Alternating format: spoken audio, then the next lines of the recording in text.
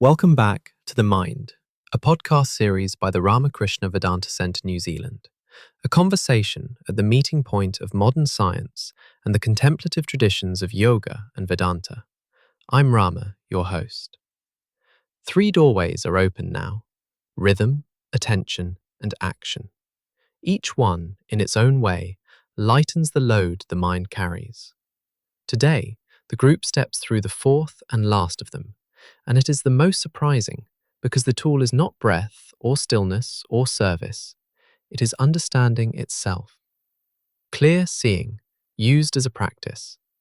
Swamiji will make a careful claim that the other 3 doorways change what gets laid down in the mind, but this one goes after the thing underneath, the single, quiet assumption that gives all our heaviness its weight in the first place. The assumption that the noise in your head is you. He will show how a particular kind of seeing loosens that assumption, why it cannot be rushed and needs the others first, and why 2 ordinary sounding things, time alone and the right company, turn out to be precise instruments rather than soft extras. And Dr. Watson will help draw the sharp and useful line between healthy solitude and the withdrawal that is really a symptom. The technology of knowledge, solitude, and community. Let's join them. The same room. There is an ease among them now, the comfortable quiet of people who have been practicing together for a while. Last week, you each took one ordinary act and made it an offering. Sarah, how did the meal go? The bedtime routine, actually. I asked the question at the door, who am I offering this to? And answered, my children, not my to-do list. The whole thing softened. The battle I usually have was mostly just my own grip, and when I let the outcome go, bedtime stopped being a fight I had to win. The grip was the fight, Sarah, exactly. James? I offered the marking pile and served the student in front of me rather than the grade I wanted them to hit. Strange thing, I marked better, calmer, fairer, faster.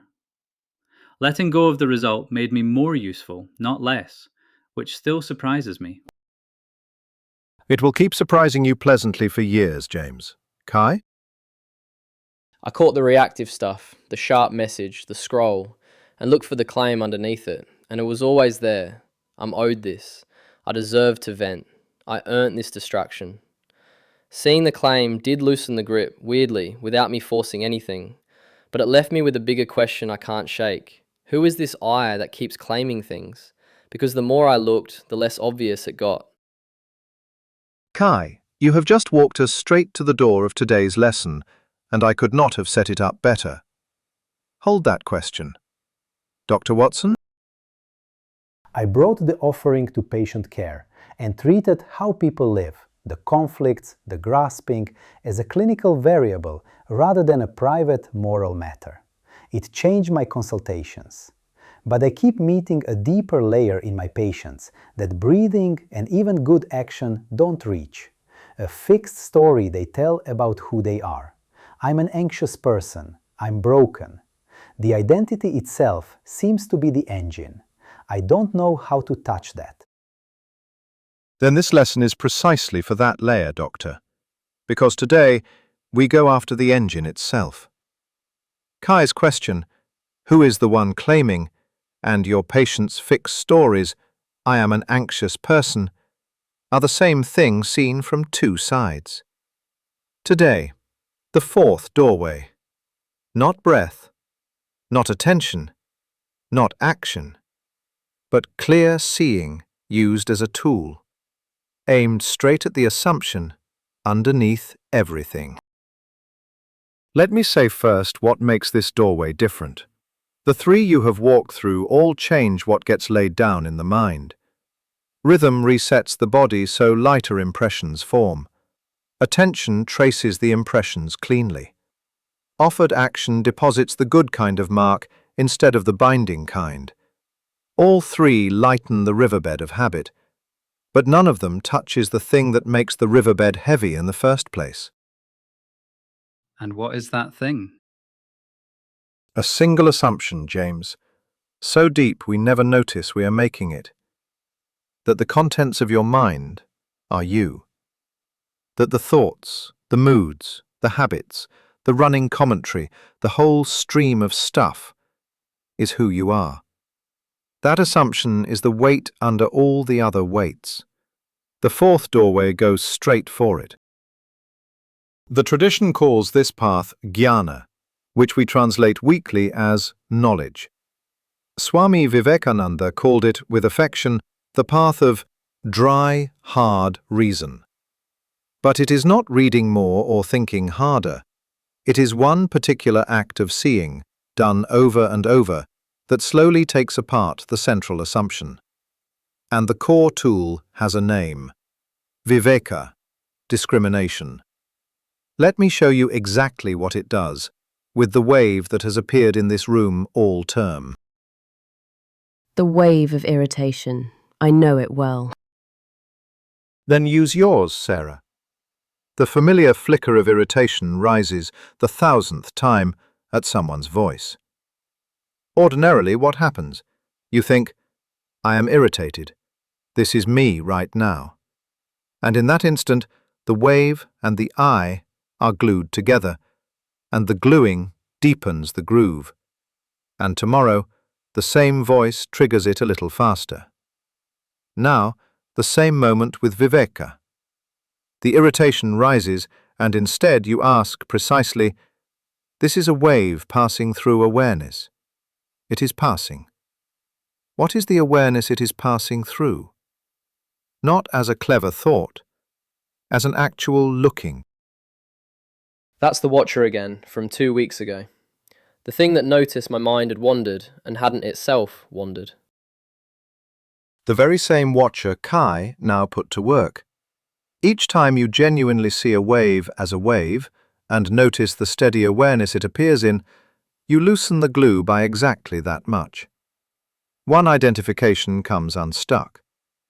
The riverbed lightens, not by smoothing the surface this time, but by dissolving the assumption that the wave was ever you. That is the deepest cut, and it is what makes this the most direct of the 4 doorways. So for my patient who says, I am an anxious person, the move is to help them see anxiety as a wave passing through them rather than the substance of who they are. That is exactly the move, Doctor, and it is one of the most freeing a person can make, because I am anxious is a life sentence, while anxiety is a wave passing through the awareness that I am is weather. The fact does not change. The identification does, and the identification was the prison. Now, viveka has a necessary twin, or it goes wrong. The twin is vairagya, the loosening of the grip on what we crave and what we fear. Seeing clearly, without loosening the grip, is just clever. A person who sees perfectly well that something is passing and reaches for it anyway. Loosening without seeing is just dry suppression, white-knuckling against desire, which only strengthens it. Together they work. You see that what you were chasing was a passing thing, and that the chasing came from a self that felt incomplete, and the chase quietly slackens on its own, not because you forced it, but because you saw through it. So it's not stop wanting things by willpower, it's see the wanting clearly enough that it deflates. Deflates, Kai. That is the exact word. Not crushed, deflated, because the thing inflating it was a misunderstanding, and the seeing lets the air out. The person may keep doing excellent work, keep living fully, but the desperation goes out of it. The grip lightens, the noise drops, and the constant low hum of, I am not enough without this, begins to fall silent. Now, you cannot usually make this discrimination land deeply just by deciding to. The tradition gives a 3-stage sequence, and it is wonderfully like how you actually come to understand anything difficult and true. 3 words: hearing, digesting, and living. Let me take them in turn. The first stage is hearing, in the deep sense, sustained, attentive reception of the teaching from the living tradition and those who have realized it. Reading the source texts with good commentary, sitting with a teacher, listening, over months and years. Now here is the structural point. Think of what long exposure to any high-quality field does to a person. Spend years around a master craftsman and your eye changes, without your noticing, until you see what you could not see before. Hearing the teaching works the same way. Each time you truly receive it, it lays down a mark, but a mark of the opposite kind from the binding ones we discussed last week. A lightening mark, a little trace of recognition. And these accumulate quietly into a reservoir, until one day the filter tips from mostly obscuring to mostly revealing. So it's cumulative and mostly invisible. You don't feel it building. Mostly invisible, Sarah, until a moment when it concentrates. The tradition treasures a handful of great statements, the most distilled sentences in its scriptures, things like, "That which you are seeking, you already are." When such a sentence is finally received by someone whom long hearing has prepared, it lands, and for a few seconds, the gap between the seeker and the sought simply closes. The one searching is recognized as the very thing being searched for. The recognition fades, ordinary mind resumes, but something has shifted that cannot unshift, and one more lightening mark drops into the reservoir. The great statement is not a magic spell. It is the moment the years of quiet hearing suddenly come due. I'm wary of the "and then it suddenly landed" stories, because they sound like the thing you can't argue with. Your wariness is healthy, Kai, and the tradition agrees with you more than you would expect, which is why it insists on the second stage, and it is the unglamorous one. Digesting, sustained reflection. Because you will have the moment of hearing, go home and find ordinary life slams the door on it. The phone rings, the old anxieties return, and the recognition that seemed obvious is suddenly out of reach. Why? Because the mind is still loaded with contrary assumptions. I am this body. I am my memories. I am the one with these problems. Digesting is the patient work of taking each of those, one at a time, and examining it honestly until it loosens. Give me one, worked through. I'm a show-me person. Take I am this body, James. Examine it. The body of your childhood is entirely gone, every cell replaced many times over, and yet something in you knows itself as the same one who was that child. So whatever that continuous knower is, it cannot be simply the body, which has completely changed underneath it. The assumption weakens. Take another. I am my memories. But a memory is something you observe. It appears to you. The awareness that watches the memory is nearer to you than the memory it is watching. Weakens again. Each honest round of this is you, with your own reason, restructuring the filter from the inside. The reservoir from hearing can finally take hold, because the assumptions that were drowning it are thinning out. Okay, that I respect. It's not believe the conclusion, it's test each assumption and watch it not survive scrutiny. That's almost the scientific move. It is very close to it, Kai. Reason turned on its own foundations, and it is why this path is called dry and hard.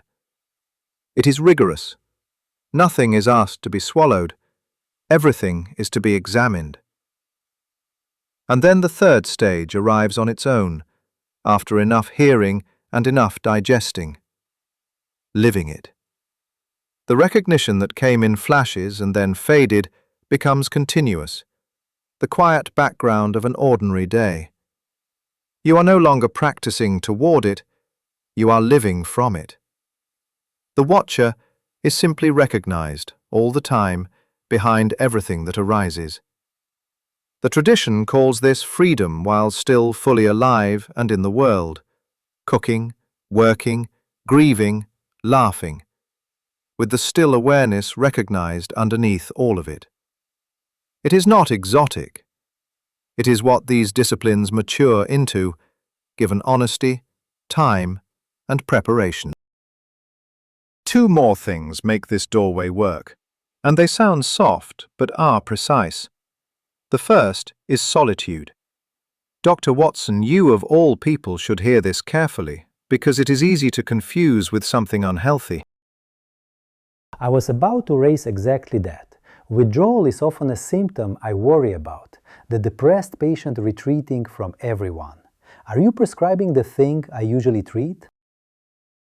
A fair and important challenge, Doctor, and the answer is no, because they are opposites that happen to look alike. Solitude here is structural, a deliberate turning down of the flood of input so the system can finally hear itself. All day the mind is driven by incoming signals, most of them refiring the very assumptions you are trying to dissolve. Step back.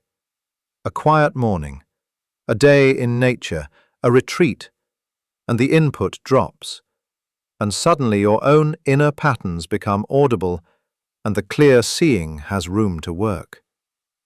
But, and this is your distinction, Doctor, healthy solitude is an engaged person stepping back on purpose to do inner work, intending to return. The withdrawal you treat is a collapse, a person who cannot engage at all. From the outside they look identical. Inside, one is recalibration and the other is shutdown. That is the clinical line exactly.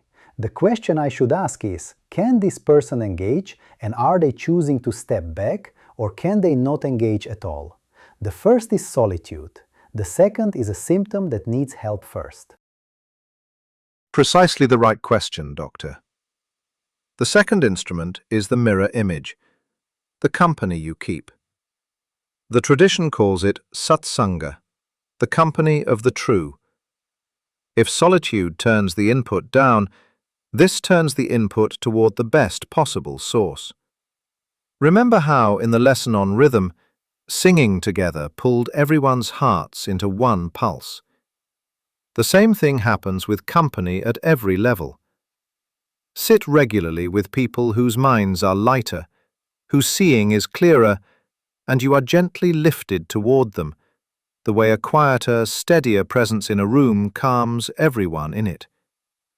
A community pulls each member higher than any of them could climb alone.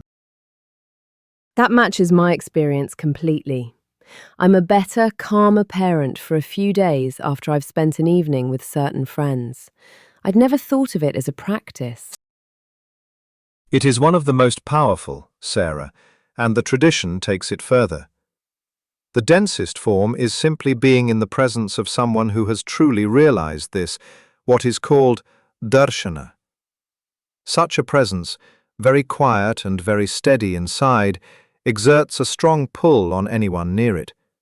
And when the conditions are right, something transmits, a kind of grace, a settling that the person did not generate themselves.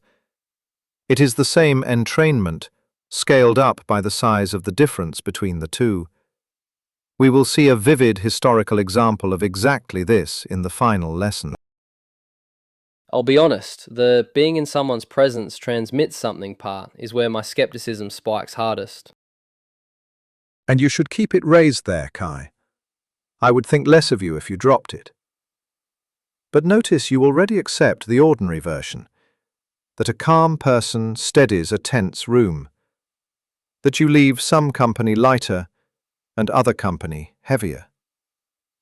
I am only saying that effect has a top end. You need not believe anything in advance.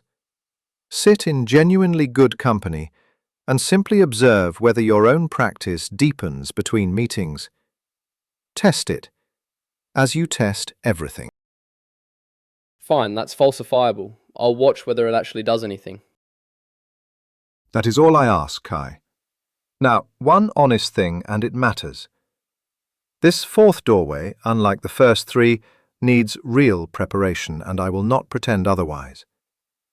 The clear seeing only works if the mind is steady enough to hold it, light enough not to distort it, and genuinely hungry for the truth rather than merely curious. If you are in the heavy drift, dull and foggy, the discrimination just dissolves into mist. You must go back to rhythm first, to get energy moving. If you are in the fast drift, sharp but scattered, the reflection scatters within seconds. You need the attention training first, until you can hold one inquiry for 10 honest minutes. This is not gatekeeping, it is the plain order of things. You cannot dissolve the deepest assumption with an instrument you have not yet steadied. So the 4 doorways aren't 4 alternatives, they're more like a sequence, each one preparing the next. They build, James. That is exactly it. And next week we will see them as a single staircase, rather than 4 separate doors. For now, hold the honest order. Rhythm steadies the body, attention steadies the mind, action cleans the daily stream, and only then does the dry, hard reason of knowledge have a clear enough instrument to do its deepest work. The good news is that every step is worth doing for its own sake, and each one makes the next one possible. This week, one piece of clear seeing each, matched to where you are. Sarah, yours is the wave and the watcher.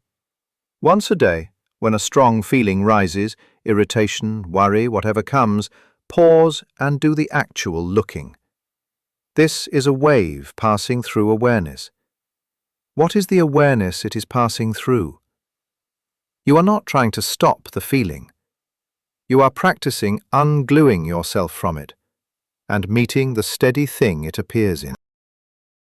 See the feeling as weather passing through me, and find the sky it passes through. That's a kinder relationship with my own moods than I've ever had. It is the kindest relationship there is with a mood, Sarah, because it stops being a verdict. James, yours is digesting. Take one fixed belief you hold about yourself, the one that stings, perhaps I'm a failure when a class goes badly, and examine it honestly. The way we examined, I am the body. Is that actually you, or a passing wave you have glued an identity to? Just one assumption, properly questioned. Take the belief that hurts most and actually interrogate whether it's true or just a wave I've identified with. That's uncomfortable and exactly why I should do it. Done. The discomfort is the work loosening, James. Kai, yours is built for the skeptic, and it is 2-part. First, when a craving or a grip arises this week, apply the discrimination. This is a passing thing. The one reaching for it is feeling incomplete. Watch whether it deflates. Second, put yourself in genuinely good company once, and observe, with your usual honesty, whether your own clarity is any different afterward. 2 experiments, no belief required for either. See through one craving and run the company experiment and actually measure the after effect. Both are testable. I'll do them and report the data, good or null. Good or null, Kai. I want the honest result either way. And, Dr. Watson, yours is the clinical distinction itself, plus one tool. The tool. With a patient caught in a fixed identity, gently offer the reframe from I am anxious to anxiety is a wave moving through me, and watch what it opens. The distinction. This week, with anyone withdrawing, ask your own question. Can they engage, and are they choosing to step back, or can they not engage at all? And treat the two completely differently. Offer the wave-not identity reframe and sharply separate chosen solitude from collapse. Both are immediately useful in my consulting room on Monday. I'll bring you what I find. Then we have each begun the dry, hard reason in our own way. Next time, something I think you will enjoy. We gather all 4 doorways into one. We will see them not as 4 separate tools, but as a single chain of ascent, and look at an emblem. Swami Vivekananda, designed that holds the whole of it in one image. Until then. And so the group walked through the 4th and final doorway, the one made not of breath or stillness or work, but of clear seeing itself. Swamiji set it apart from the first 3 at once. Where they change what gets laid down in the mind, this one goes after the assumption beneath them all, the deep, unnoticed belief that the contents of your mind are who you are. The central tool was a simple, repeatable act of discrimination shown through the wave and the watcher. Instead of, I am angry, the precise looking that sees anger as a wave passing through a steady awareness and asks what that awareness is, loosening the glue one act at a time, turning I am an anxious person, a life sentence, into anxiety is weather moving through me. Its necessary twin was the loosening of the grip on what we crave, not by force, but by seeing through it until it deflates. They were given the 3 honest stages, hearing the teaching until it quietly accumulates, digesting it by interrogating one false assumption after another with their own reason, and at last, living it as a continuous recognition running under an ordinary day. And they learned that 2 soft-sounding things are in fact precise instruments.